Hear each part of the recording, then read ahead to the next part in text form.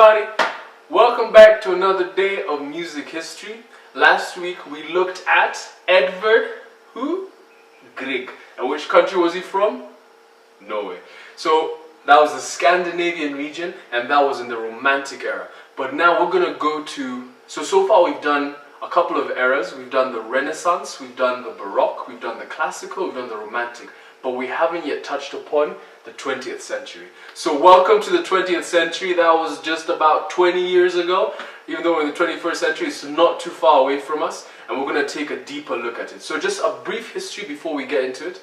The 20th century involved a lot of different subgenres. So like the same way if you have hip-hop, you have hip-hop and rap, you have trap, you have hip-hop and electronic music and so on. So the 20th century brought a lot of subgenres, and they were completely different from one another. And the person we're going to look at today, I think he falls within the modern, that was a subgenre. So you had like Impressionism and you had Modernism. I think he falls within Modernism. But he still had quite a bit of influence from the Romantic side, and you would be able to hear it if you've been paying attention to all the Romantic pieces we've been doing. But he does have a bit of an influence from it. So his name is Ralph Vaughan Williams. And don't be an American and say Ralph. You want to say Rafe. So Rafe rhymes with safe for some apparent reason. But when you go to America, the Americans butchered it and it became Rolf. Just the same way when we gave them the word color, they started spelling it without the U.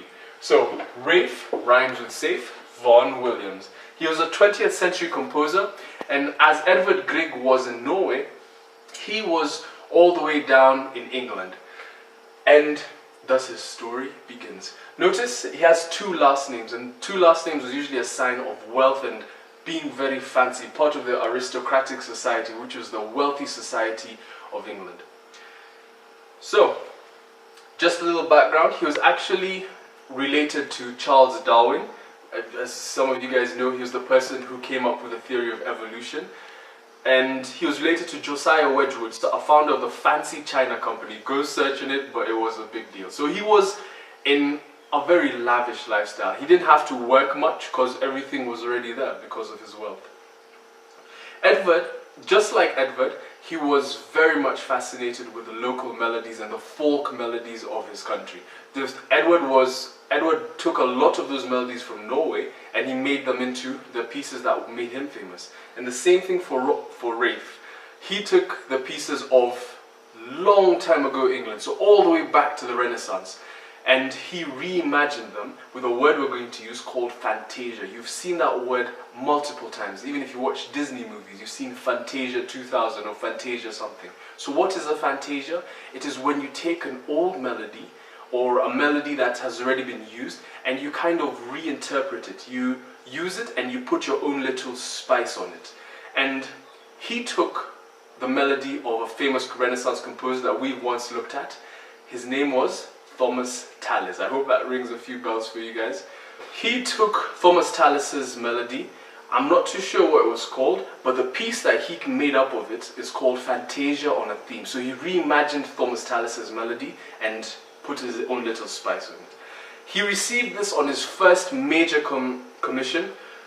So after he went to the Royal College of Music in London, he began his musical career, and he was given a significant job to do, where he had to put the music together of the 1906 edition of the English hymnal. So hymnal, you guys know, that's just a collection of hymns. But this was kind of ironic because he wasn't a Christian, he wasn't necessarily a believer, he was actually an agnostic. What is an agnostic? It's someone who doesn't really care much about whether God is real or God is not. He likes to say, I don't know whether God is real or God is not, but he doesn't really care. So that's what an agnostic is. Anyway, regardless, he went on with his task and he composed this British musical hymnody, and Fantasia on a Theme by Thomas Tallis was created. So, go and listen to it. Don't listen to all the pieces because all the pieces don't listen to the entire length of the pieces because they're very long. So just listen to about the first 3 or 4 minutes. And then I will meet you back and we'll see how his very comfortable life was slightly interrupted.